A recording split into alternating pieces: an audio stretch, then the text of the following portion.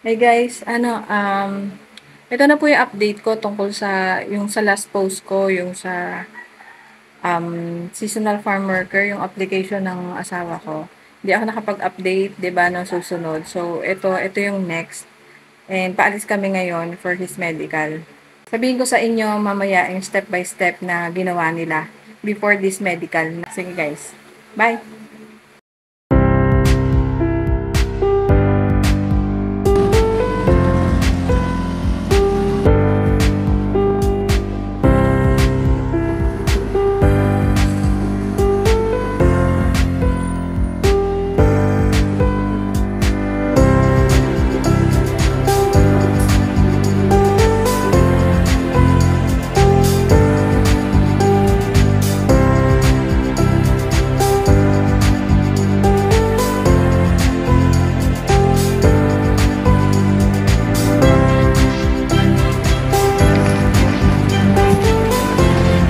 Dito na kami guys sa lung center. Hanap lang namin yung mga kasama niya. Sino yan? Yung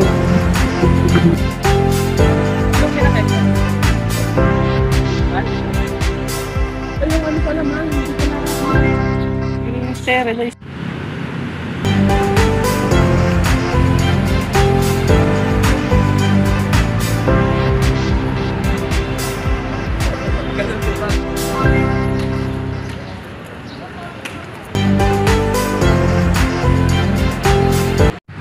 So, ayun nga guys. Ngayon, nandito na kami sa lung center. So, nagpaiwan na lang ako dito sa labas. Pumasok na sila doon. Nagpa-tuberculosis test. Screening. Or TB screening. So, guys, ito na nga yung update ko sa inyo.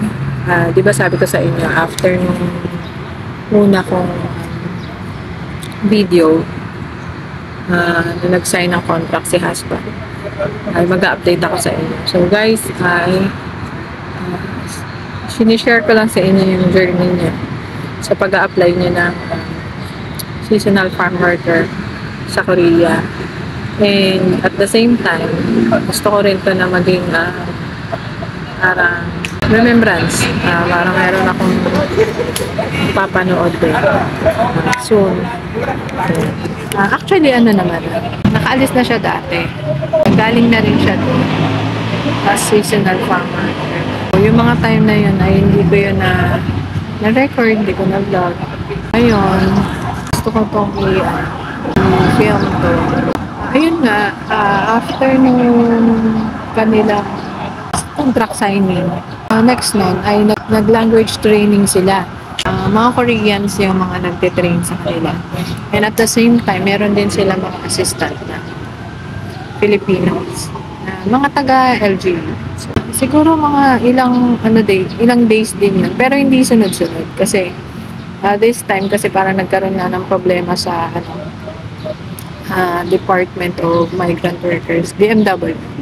Kaya parang nagpuputol-putol. Imbes na mabilis yung kanilang process na naayos na nila yung mga dapat nilang lakarin. Hindi magtuloy-tuloy kasi nga may issue sa DMW na dapat ayusin. So, inaantay nila lagi yung go signal para makapag-process na sila. So, ayan, dapat nga nung kailan pa siya nakapagpa-medical, ngayon lang, kasi nag-antay nga sila ng go signal. So, guys, ipapakita ko rin sa inyo yung training nila, language training and orientation nila, and may kasama pa silang parang okay, parang basta ito, papakita ko ito. Ayan, panoorin niyo itong video na ito kasunod.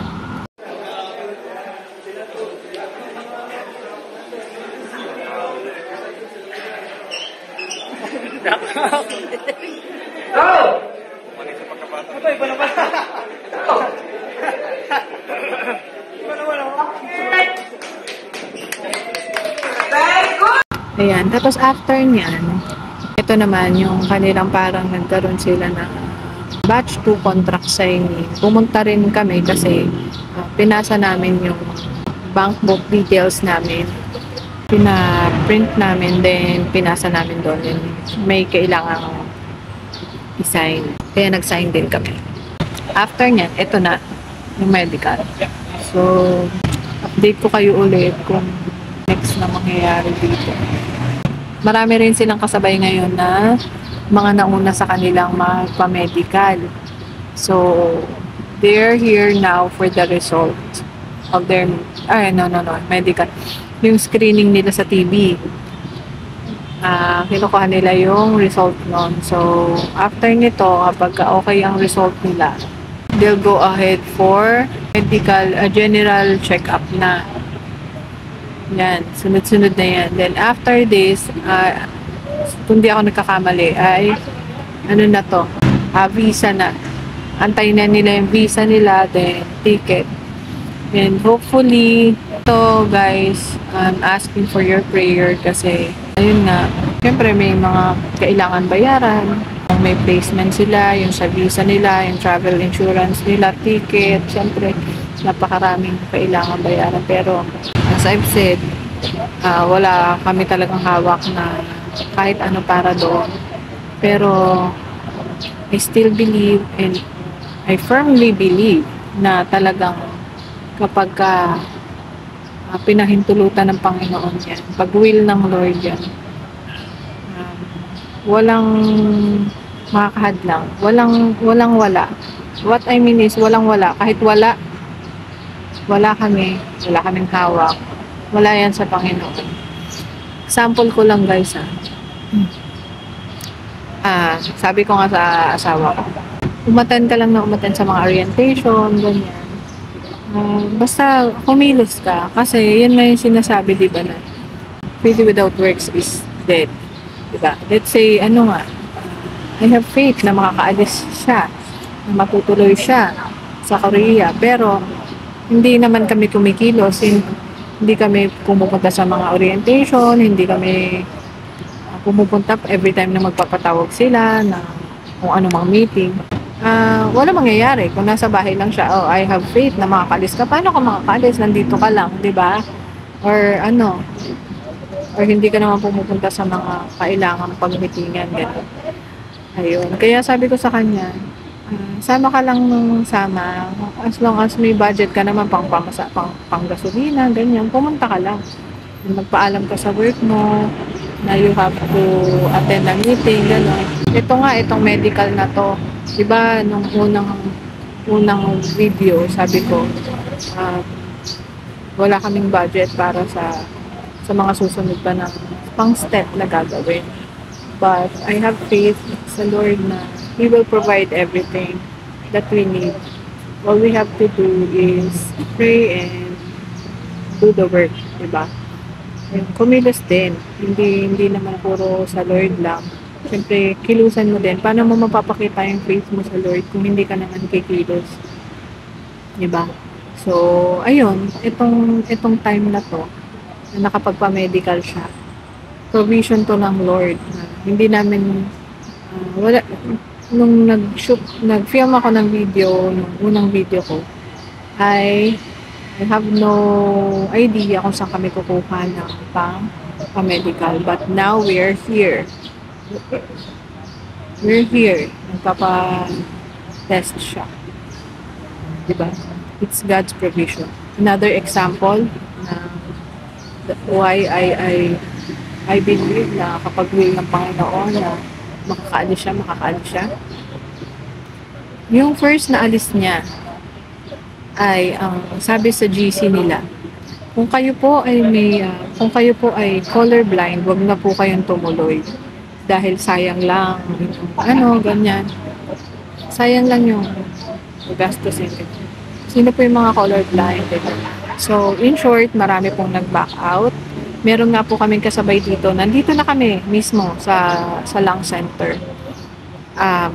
Dito lang yata niya nalaman na na bawal yung colorblind. Andito na siya. So, nag-back out siya, umuwi siya. Sabi niya kasi, sayang naman daw yung babayad niya doon. Tapos, hindi naman daw siya, hindi naman din pala siya matatanggap or matutuloy kasi nga colorblind siya. But guys, ito ang sinasabi ko sa inyo. Sabi ko sa asawa ko. hindi mo mahahadlangan ang gawa ng Panginoon. Sabi ko, tumuloy ka lang. Sabi ko, magtuloy ka sa medical. O, edi kung sabihin nilang, oh, you're colorblind, bawal ko. Tsaka mo, ano ha, ang tawag dito. Tsaka masabihin hindi pwede. Siguro hindi talaga will ng Panginoon. Kasi nandun ka na sinabihan ko. Pero, ngayon, na ikaw lang magsasabi sa sarili mo, ay baka hindi ako matanggap kasi colorblind ako, ganyan. Nawala ka pa naman dun sa test na yun. I'm thankful din na ganun din na malaki ka ang tiwala ng asawa ko sa Panginoon na iniintay din niya na kung will ng Lord, edi salamat, papuri sa Panginoon, go. Kung hindi, salamat pa rin. Alam niyo guys, kung ano nangyari? Edi nagpa-TB test siya, pasado siya. Although nag-retake siya kasi sabi parang malabo. Labo yung copy or basta malabo yung. And then isa lang naman pero nung kasunod okay na. May mga kasama siya na nag-retake na failed na may tama sa baga. And ayun, after nun, medical tawag dito, general check-up na. Ang nangyari niyan ay sa siya nagka-problema sa high blood, may high blood kasi siya. Alam niyo guys, nakailang siya, ang tagal niya doon. Kasi kachat ko siya, katawagan ko siya. Sabi niya, ang taas daw ng dugo niya, ang tagal niya doon. Tapos tinutulungan na siya ng doktor kung paano ang gagawin niya para bumaba yung dugo niya, para ma-pass niya, mag-fit to work siya. So, syempre, kailangan ng clearance, ng fit to work. Na guys, nagpapatawag na sila tinatawag na sila para sa mga result nila.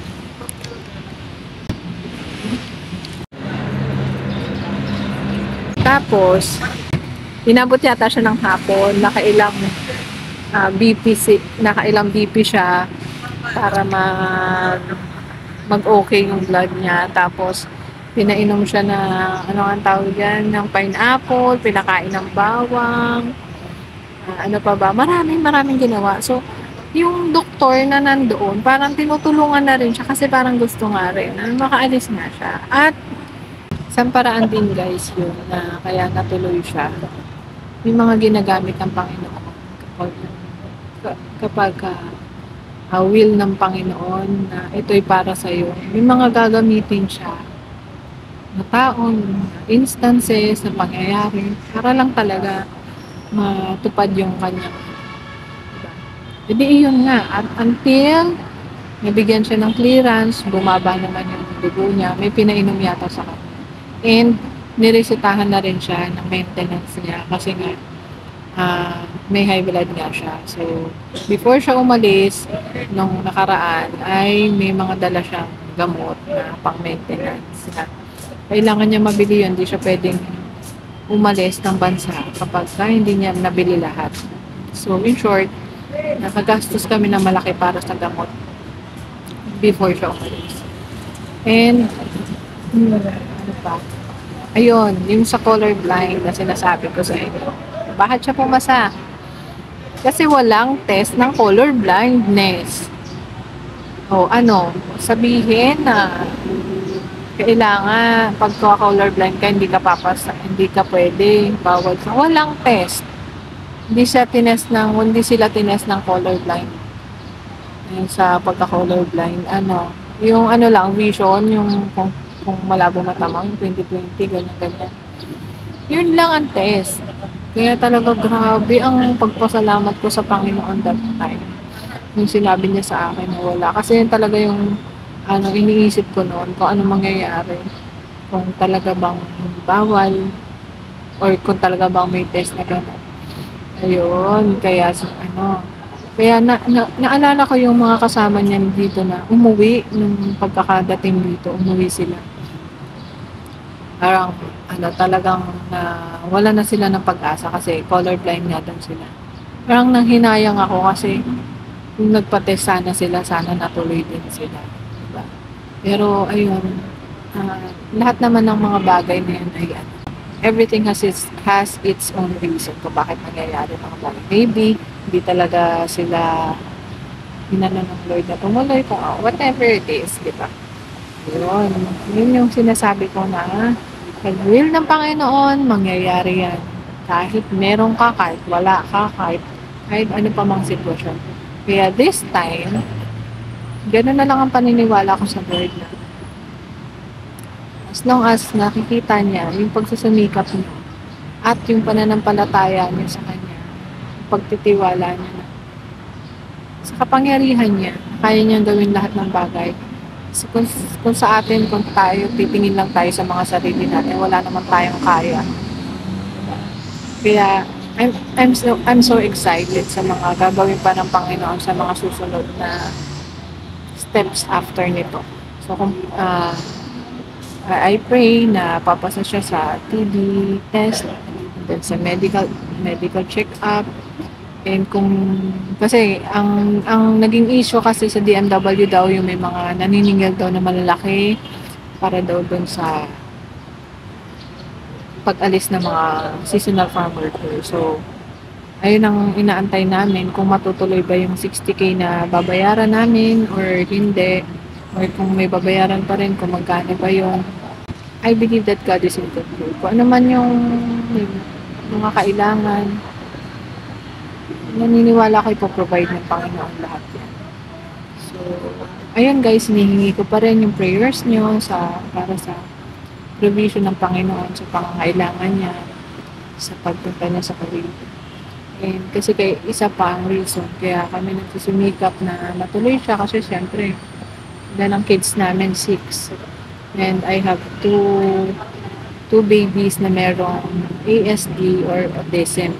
They need therapy. Ang mahal-mahal ng pa-therapy guys. Ang per session is pinakamababa na 850 to 900 per session. 1 hour yun. 2 sila. So, per week, kailangan nila na pinakamababa ang 2 sessions. So, kung dito ka nagtatrabaho sa Pilipinas, ganun lang kaliit ang sahod mo, hindi talaga kakayanin na makapagpa-therapy yung mga bata kasi hindi lang naman yun ang ginagastos diba? Tapos ilan din sila nag-aaral. I pray na God will provide everything para sa mga anak ko rin. Para sa kanila naman tong lahat. Ayan guys, update ko kayo ulit sa mga susunod na nangyayari. So, salamat sa panonood niyo guys. Thank you for watching and thank you for always following and tuning into my channel. Sana panoorin niyo pa yung mga susunod kong updates and vlogs and mga kalokohan kung ano-ano pa. Maraming salamat sa inyo guys. God bless sa ating lahat. Antayin ko pa si Habi kasi kakapasok ako niya. Hopefully mabilis lang at mabilis lang din ang result para hindi na ako mag-antay na matagal dito. Thank you! Bye-bye! One eternity later. Okay na guys, andito na siya. Babalik na lang siya for the result. Uwi na kami!